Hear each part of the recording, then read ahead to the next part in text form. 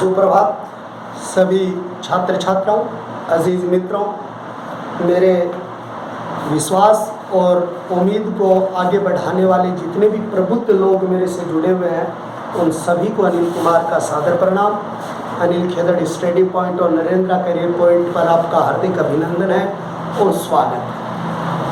मैं अब आपसे जो बातें करने जा रहा हूँ वो ज्योग्राफी के पाठ संख्या 4 में हम मिलेंगे और उस पर हम चर्चाएं करेंगे। देखो, अब आपका टॉपिक शुरू होता है राजस्थान का भौगोलिक वर्गीकरण। तो यहाँ पर एक शब्द के रूप में आपका जो उल्लेख दिया हुआ यहाँ मिलता है, राजस्थान का भौगोलिक वर्गीकरण। भौगोलिक वर्गीकरण, देखो मैं ये मानता हूँ कि जब भी कोई कोचिंग इंस्टीट्यूट, कोई शिक्षक भौगोलिक वर्गीकरण आपको पढ़ाता है तो उसमें एक ही बात आप तक पहुंचाता है कि मरुस्थलीय प्रदेश 61.11, 40% जनसंख्या, अरावली 9, क्षेत्रफल 10% जनसंख्या, पठारी भाग 6.89% जो आपका क्षेत्रफल आता है और जनसंख्या 11% और 39% क्षेत्रफल, और उसके बाद में आपकी जो 23% क्षेत्रफल पे 39% आपकी जो आती है वो जनसंख्या आपकी यहाँ आ जाती है जो मैदानी भाग। मैं ऐसा नहीं, मैं इसकी पूरी डिटेल आप तक पहुँचाऊँगा जो मुझे मेरे गुरुजनों ने बताया। देखो, सबसे पहले राजस्थान के भौगोलिक वर्गीकरण को जो उल्लेखित किया है वो वीसी मिश्र के द्वारा किया गया है। तो सबसे पहला भौगोलिक वर्गीकरण राजस्थान का दिया वो वीसी मिश्रा के द्वारा दिया गया। पूछा जाता है कि राजस्थान का पहला भौगोलिक वर्गीकरण प्रस्तुत करने वाले व्यक्ति कौन है? वीसी मिश्रा द्वारा किया गया। उसने राजस्थान को 7 विशिष्ट भागों में बांटा 1968 ईस्वी में, यानी राजस्थान की भौगोलिक परिदृश्य को उसने 7 भागों में बांटा था और सन 1968 ईस्वी के अंतर्गत वीसी मिश्रा महोदय के द्वारा राजस्थान के भौगोलिक वर्गीकरण को 7 भागों में प्रस्तुत किया गया था। लेकिन इस बात से संतुष्ट नहीं हुए प्रोफेसर समालोचन द्वारा राजस्थान को 1971 ईस्वी के अंतर्गत एक नया वर्गीकरण किया गया था और उसने उस वर्गीकरण को 2 भागों में विभाजित किया गया था। तो यानी कि इसके बाद में जो आया वो समालोचन सिंह आया और समालोचन सिंह ने 1971 ईस्वी के अंतर्गत एक बार फिर इसका वर्गीकरण दिया और इसको कितने भागों में बांटा? 2 भागों में विभाजित किया। लेकिन 2 भागों को बाद में इसने कितने भाग बना दिए थे? 18 भाग बना दिए, क्योंकि राजस्थान एक बड़ा भौगोलिक खंड था जिसकी अलग अलग दशाएं थी। जो पहले मैंने बताया, चेकोस्लोवाकिया, इंग्लैंड, श्रीलंका से भी बड़े देशों में इसकी गणना होती थी। 171 देश इससे छोटे थे। तो ये बात 98 देश तो जैसलमेर से छोटे हैं, तो आप ये अंदाज़ा लगा सकते हो। लेकिन इसका तीसरा जो सक्सेना की रूप जो दिया था वो 2 विद्वान थे, एक तो तिवारी और दूसरे एक विद्वान थे सक्सेना, एपी सक्सेना के नाम से प्रसिद्ध है। उन सक्सेना ने इनका एक बार फिर वर्गीकरण किया 1994 ईस्वी के अंतर्गत, और 1994 ईस्वी के अंतर्गत इसने कितने भाग बनाए थे? 4 भागों में इसका वर्गीकरण किया, 4 भागों में इसको दिखाया गया था। लेकिन सबसे पहले जो भौगोलिक वर्गीकरण के अंतर्गत वीसी मिश्रा के द्वारा जो वर्गीकरण दिया गया था उसमें पश्चिमी जो शुष्क मरुस्थलीय प्रदेश थे जो उनको बांटा गया था, वो पश्चिमी शुष्क मरुस्थल थे, एक अर्ध शुष्क था। तो एक तो उसने पश्चिम क्षेत्र का भाग ले लिया था पश्चिमी शुष्क, और दूसरा भाग उसने ले लिया था कौन सा? अर्ध शुष्क। ये 2 उसने अपने सर्वोच्चतम बनाए।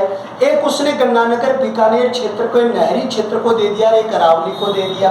तो एक उसने नहरी क्षेत्र में ले लिया, एक उसने किस में ले लिया था?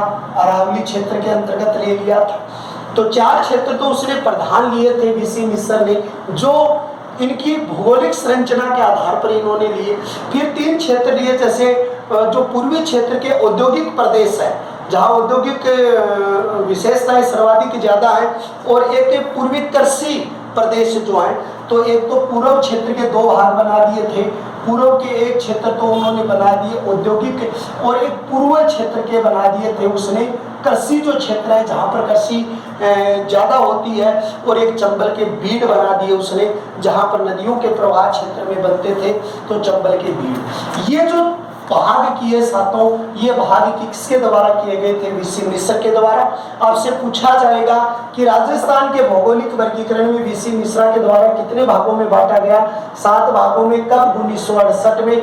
कौन से भाग? पश्चिम का मरुस्थल पूरा शुष्क क्षेत्र, फिर अर्ध शुष्क क्षेत्र, फिर गंगानगर हनुमानगढ़ नहरी क्षेत्र, फिर मध्य क्षेत्र को अरावली में, फिर पूर्व के औद्योगिक और पूर्व क्षेत्र के कृषि क्षेत्र और चंबल के प्रवाहीय क्षेत्रों में दक्षिणी राजस्थान की जो बीड़ भूमि थी उसका वर्गीकरण इनके द्वारा किया गया था। दूसरी बात मैं आपसे बताऊं कि दूसरा वर्गीकरण जो प्रस्तुत किया है वो दूसरा वर्गीकरण किसने प्रस्तुत किया है? समालोचन सिंह ने प्रस्तुत किया है। समालोचन सिंह ने 2 ही भाग बनाए, एक राजस्थान के मैदान और दूसरे राजस्थान के पठार। इसने एक महत्वपूर्ण स्थान दिया किसको? पठार को, और दूसरा महत्वपूर्ण स्थान किसको दिया? मैदान को। लेकिन फिर आगे चल के इसने भी इसके 18 भाग जो थे उनके वर्गीकरण कर दिए गए थे।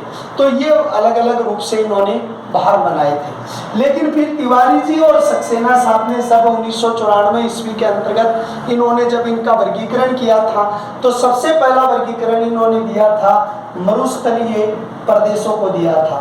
दूसरे नंबर पर मरुस्थलीय प्रदेशों के बाद में जो दिया, जो राजस्थान का वांगड़ प्रदेश पठारी भूमि या दक्षिण जो राजस्थान का वांगड़ प्रदेश जो था, राजस्थान का वांगड़ प्रदेश जो इसके अंतर्गत था।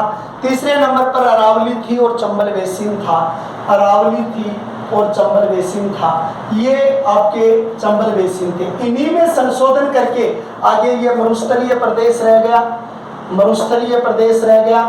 दूसरी पूर्व के मैदान हो गए, पूर्व मैदान हो गए। तीसरे में अरावली रह गया और चौथे पे क्या रह गया? पठारी भाग रह गया। आज हमारे सामने जो तिवारी और सक्सेना महोदय के द्वारा दिया हुआ जो ये वर्गीकरण है जो हमारे सामने प्रस्तुत है, इन तीनों तिथियों को भी महत्वपूर्ण याद रखना है। 68 वाली तिथि, केंद्र वाली तिथि, 94 वाली तिथि, 4 भाग, 2 भाग, 7 भाग, ये सारी चीजें आपके लिए अति महत्वपूर्ण होंगी। अब जो 4 वर्गीकरण बनाए गए थे वो कौन कौन से काल में बने और किस किस तरीके से उन कालों का उद्भव हुआ है, आप उन्हें बड़े ध्यान से देखिएगा। देखो, पहले नंबर पर आप एक यहाँ पर शब्द लिखेंगे पश्चिमी मरुस्थल, क्योंकि आपने पहला यही बनाया, पश्चिम का जो मरुस्थल का रूप आपने दिया। दूसरा आपने लिया अरावली क्षेत्र को आप दोगे, तो दूसरा क्षेत्र आप लेओगे वो कौन सा होगा? अरावली होगा। तीसरे नंबर पर आप एक शब्द लिखोगे और उसका नाम होगा पूर्व का मैदान क्षेत्र होगा, और एक फिर होगा दक्षिणी पूर्व क्षेत्र के जो पठार हैं उस पठार क्षेत्र के रूप में आप 4 शब्दों का उल्लेख यानी यहाँ पर करोगे। सबसे पहले इस मरुस्थलीय क्षेत्र में आपको किसके प्रमाण मिलेंगे? तो आप एक शब्द लिखोगे, तेथिस सागर के प्रमाण आपको यहाँ पर प्राप्त होंगे। लेकिन ये कौन से काल में बनेंगे? तो इसके अंतर नियोजोइक महाकल्प और यानी प्लेस्टोसिन युग में। तो ये कब बने थे? नियोजोइक महाकल्प और एक प्लेस्टोसिन महाकल्प भी आप इसको कह सकते हो, प्लेस्टोसिन काल। यानी इस तेथिस सागर का उद्भव जो हुआ वो नियोजोइक महाकल्प और यानी प्लेस्टोसिन काल में हुआ। इस मरुस्थल के प्रमाण है वो तेथिस सागर के, फिर इसकी डिटेल बताता हूँ आपको। इस कल्प के अंतर्गत पश्चिम के मरुस्थल का उद्भव हुआ था। फिर अरावली का उद्भव कब हुआ था? तो इसका जो आरंभ हुआ है, पहले तो बात यह है कि ये किसका हिस्सा है? गोंडवाना लैंड का। इसके बारे में भी मैं आपको आगे इसकी पूरी डिटेल बताऊंगा। एजोइक महाकल्प था, उसके अंतर्गत हुआ प्री कैम्ब्रियन युग में, तो इसको आप कहते हैं एनोजोइक महाकल्प, जोइक महाकल्प। एक तो ये भी आता है, एनाजोइक महाकल्प भी आता है और एजोइक भी आता है। इसको एजोइक भी लिखा जाता है। एजोइक महाकल्प में हुआ, और एजोइक महाकल्प का कौन सा युग था? प्री कैम्ब्रियन युग, प्री कैम्ब्रियन युग था। उस प्री कैम्ब्रियन युग के अंतर्गत अरावली पर्वत श्रृंखला का उद्भव हुआ। गोंडवाना लैंड का हिस्सा था, ये तेथिस सागर का हिस्सा जो बनी आपकी। दूसरी आपके पूर्व के मैदान है। देखो, पूर्व के मैदान जो है वो गंगा यमुना के जो बाह्य क्षेत्र हैं उसके अंतर्गत आता है। तो आप इसको गंगा वह यमुना के क्षेत्र से आप इसको तुलना करते हो, लेकिन ये टेथीस सागर ये भी सागर है, यहाँ भी पानी है, तो यही दोनों कल्प वहाँ हो जाएंगे। तो आप इसको क्या कहोगे, नियोजोइक, जोइक महाकल्प और प्लेस्टोसिन। प्लेस्टोसिन कल्प जो है, प्लेस्टोसिन जो काल है, क्योंकि एनोजोइक महाकल्प और प्रीकैम्ब्रियन, और ये दोनों इस काल के अंतर्गत, यानी इनका उद्भव जो हुआ प्लेस्टोसिन काल के अंतर्गत हुआ।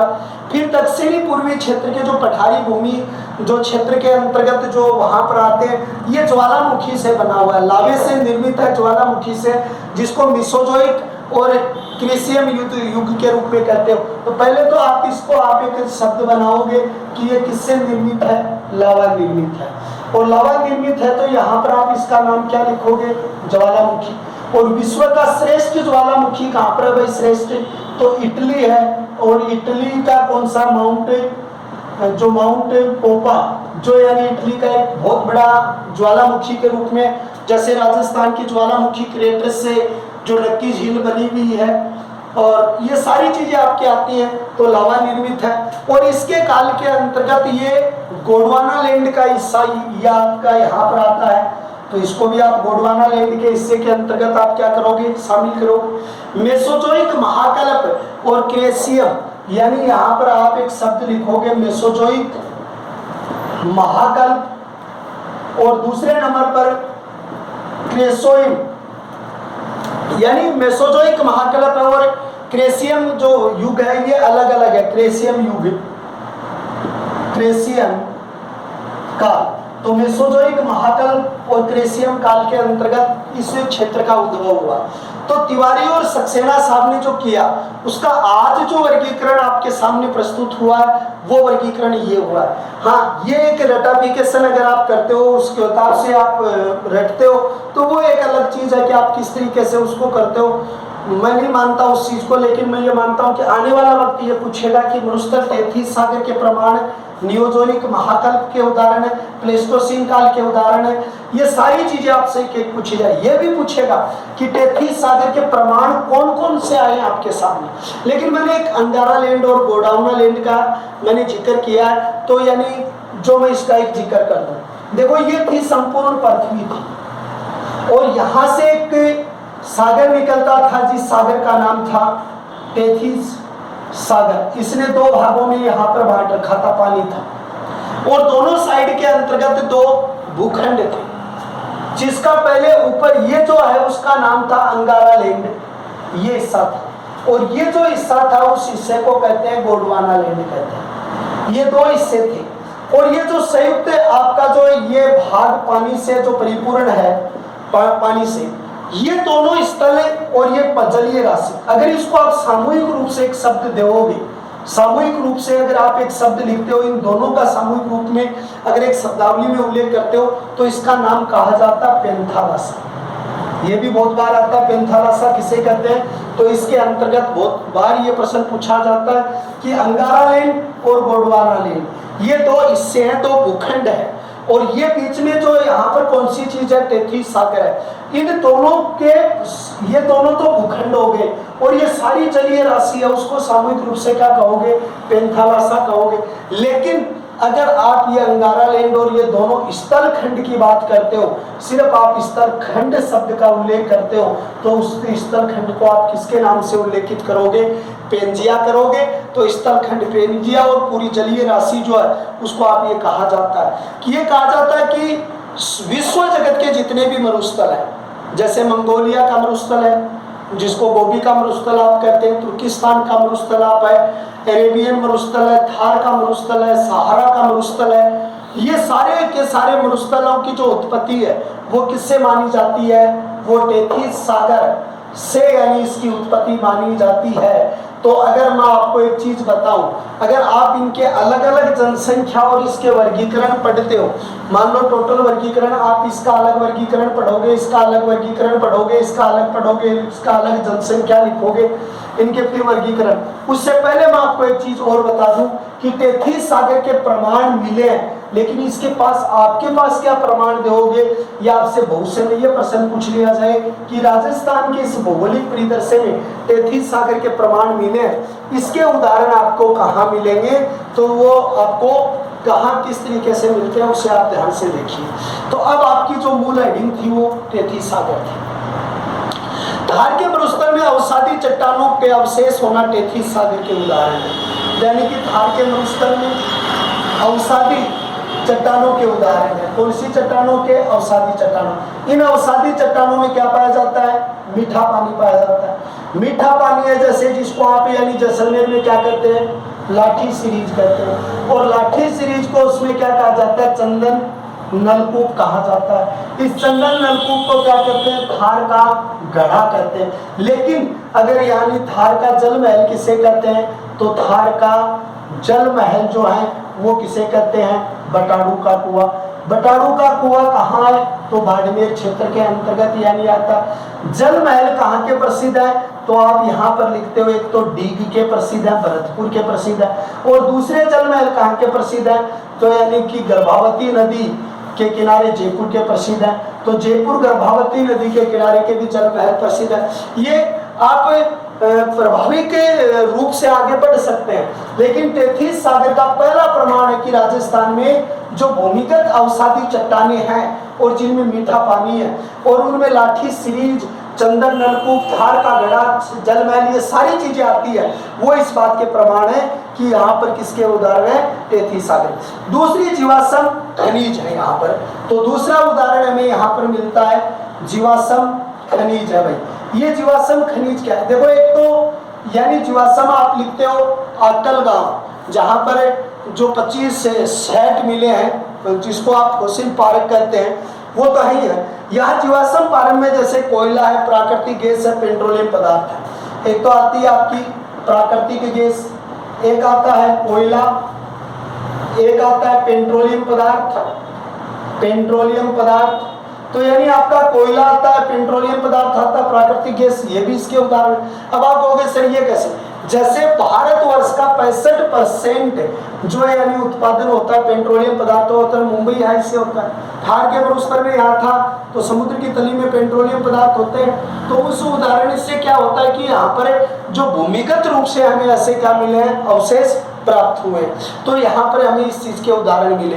कुलधरा गांव में मछली के अवशेष जो केट्स पार्क जो मिले हैं, वो जैसे एक गांव आता है जैसलमेर का, और उसका गांव का नाम क्या है? कुलधरा जो पार्क है, ये गांव है भाई कुलधरा, यहाँ पर एक पार्क है, और उसको केप्टस पार्क के नाम से जानते हैं। कंपटीशन में आ गया 1-2 बार ये प्रश्न। और यहाँ पर ऐसे उदाहरण मिले कि जहाँ पर मछली के अवशेष मिले, तो मछली तो समुद्र में रहेगी, मछलियों के उदाहरण मिलना और ये चीजें मिलना तो एक बात है कि भाई यहाँ पर जो उदाहरण इसके मिले। यहाँ पर प्राकृतिक जीवाश्म अटल गांव, जहाँ पर जुरेसिक काल के डायनासोर के उदाहरण भी मिले हैं। तो यहाँ पर एक बात और आती है कि तेथिस सागर के अंतर्गत जो अवशेष हमें प्राप्त हुए हैं, वो यहाँ पर क्या मिले हैं? आप एक गांव का नाम लिखोगे अटल गांव, और अटल गांव के अंतर्गत क्या मिले? जीवाश्म पार्क, जीवाश्म पार्क प्राप्त हुए हैं अटल गांव। और अटल गांव के अंतर्गत जो जीवाश्म पार्क जो आपके प्राप्त हुए हैं वो जुरेसिक काल के हैं। कौन से काल के हैं? जुरेसिक काल के, जुरेसिक काल के हैं, जिसके 25 सेट यहाँ पर मिले। और एक यहाँ पर डायनासोर के उदाहरण मिले हैं, डायनासोर के उदाहरण भी हमें प्राप्त हुए हैं। ये भी इस बात का उदाहरण है कि यहाँ पर तेथिस सागर के कारण इस विशाल मरुस्थल का क्या हुआ है कि निर्माण हुआ है। या खारे पानी की जितनी भी झीलें हैं, वो खारे पानी की झीलें किसके उदाहरण है? वो भी तेथिस सागर है, क्योंकि नमकीन उदाहरण अगर आपको यहाँ पर आता है तो एक बात आपकी आती है कि खारे पानी की जो झील है वो खारे पानी की झील इसके उदाहरण है। और खारे पानी की जो झील है वो जैसे आपकी सांबर झील आपकी आती है, पंचभद्रा झील आपकी आती है, डीडवाना झील आपकी आती है, उसके बाद में आपकी रेवासा झील आपकी आती है, काछोर झील आपकी आती है, तो उसके बाद कवोद झील आपकी आती है, पोखरण झील आपकी आती है। ये सारी चीजें आप देखिए, ये सारी नमकीन झीलें इस बात के उदाहरण है। अब आप ये भी कह दोगे सर कच्छ के रन से, तो कच्छ का रन है उससे भी जो हवाएं उधर से चल के आती हैं, तो वो क्या कारण है? लूरी नदी इधर से जाती है, फिर खारी क्यों होती है?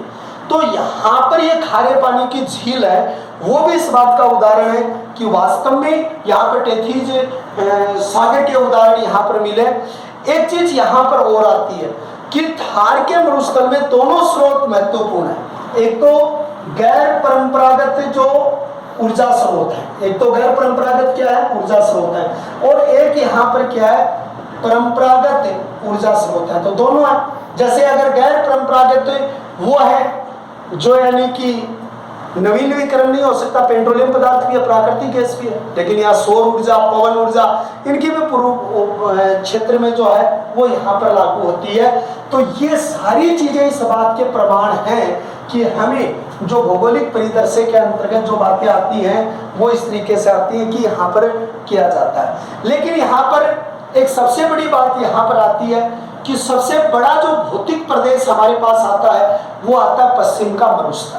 यानी हमारे पास सबसे बड़ा जो भौतिक प्रदेश होगा वो पश्चिम का मरुस्थल होगा, और ये मरुस्थल है। और इस मरुस्थल को आप क्या कहते हैं? थार का मरुस्थल आप इसको कहते हैं। और इस थार के मरुस्थल में 61.11% क्षेत्रफल है। कितना है भाई? 61.11% क्षेत्रफल है। और जनसंख्या कितनी है इसके पास आपकी है? तो वो जनसंख्या है 40% आपकी जनसंख्या है।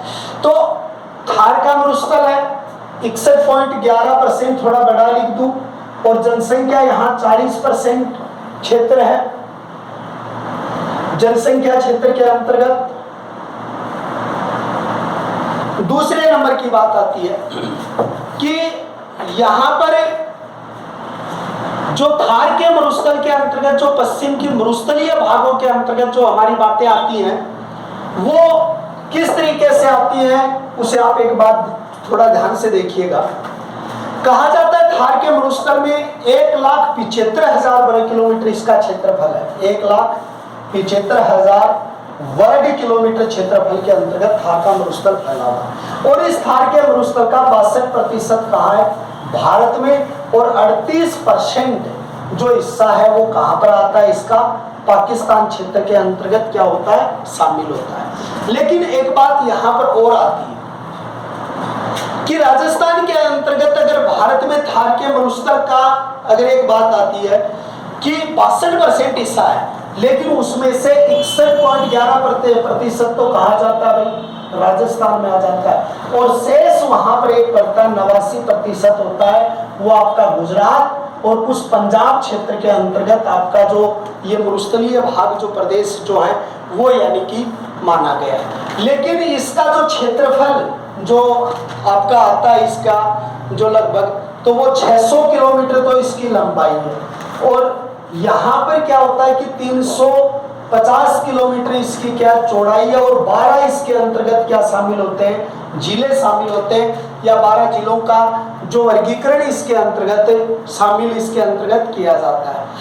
ये विश्व का ऐसा मरुस्थल है जिसमें सर्वाधिक जन घनत्व है और सर्वाधिक जैव विविधता यहाँ पर होती है।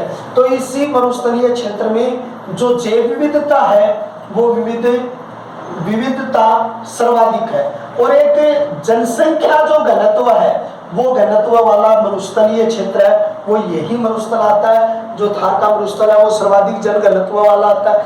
फिर भारतीय उपमहाद्वीप में ऋतु चक्र को नियमित यही करता है।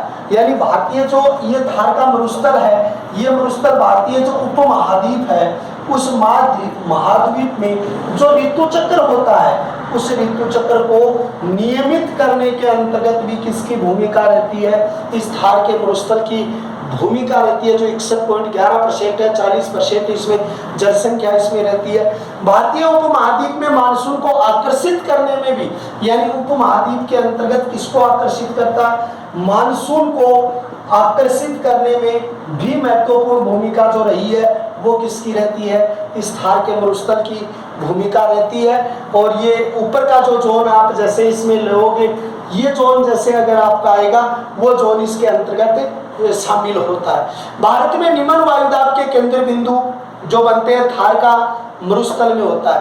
यानी भारत में निम्न, देखो वायुदाब का एक निम्न वायुदाब का जो केंद्र बिंदु है, वायुदाब और तापमान में एक नियम है, जहां तापमान बढ़ेगा वहां पर वायुदाब क्या होगा, कम हो जाएगा, और जहां पर वायुदाब बढ़ रहा है इसका मतलब वहां पर तापमान क्या होगा, कम होगा।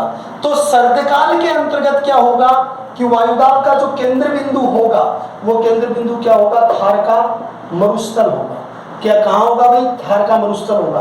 और वायुदाब के केंद्र बिंदु वैसे एक बार प्रश्न आया था सेकंड ग्रेड के अंतर्गत की सर्वाधिक होता है, तो उसमें थार का मरुस्थल सागर की तली भी दिया हुआ था, तो सागर की तली आती है क्योंकि वहां पर तापमान कम होता है, तो ऑटोमेटिक वहां पर क्या होता है, वायुदाब होता है। भारतीय उपमहाद्वीप में दो वायुदाब है, देखो निम्न वायुदाब के दो केंद्र बिंदु हैं, एक तो यानी आपका बनता है थार का मरुस्थल, और दूसरा जो बनता है वो कौन सा बनता है, दूसरा जो बनता है वो बनता है तिब्बत, यानी तिब्बत। ये दो अलग अलग समय के अंतर्गत दो वायुदाब के केंद्र बिंदु बनते हैं। अब इसकी भौगोलिक परिस्थिति है वो हम आगे पढ़ाएंगे आपको, तो ये आप बहुत अच्छे तरीके से इनको आप करोगे कि इनमें दो चीजें देखना, एक तो मरुस्थल के अंतर्गत ये क्षेत्रफल है, एक चीज ये देखना कि इस मरुस्थल की विशेषता क्या है, इसकी विशेषता क्या है कि ये चीजें जो इसकी महत्वपूर्ण है। अब जैसे बालूका स्तूप, ताराबोलिक, पेराबोलिक स्तूप, उसके बाद में स्प्रैत है, अनुधैर्यन है, स्सीफ है, उसके बाद खिड्डन है, प्लाया झीलें बनेंगी, वो तो भौगोलिक परिस्थिति है। इसके बाद में जो अगली चीज हम इसकी पढ़ेंगे वो तो क्या पढ़ेंगे, भौगोलिक व्यवस्थाएं पढ़ेंगे। तो ये बहुत अच्छी समझ में आई होगी, आप बहुत बड़े अच्छे समझदार स्टूडेंट हैं, तो इसलिए आप ज़्यादा से ज़्यादा शेयर करें, सब्सक्राइब करें, मेरा हौसला बुलंद करें और आगे इसको बढ़ाएं। जय हिंद, जय भारत।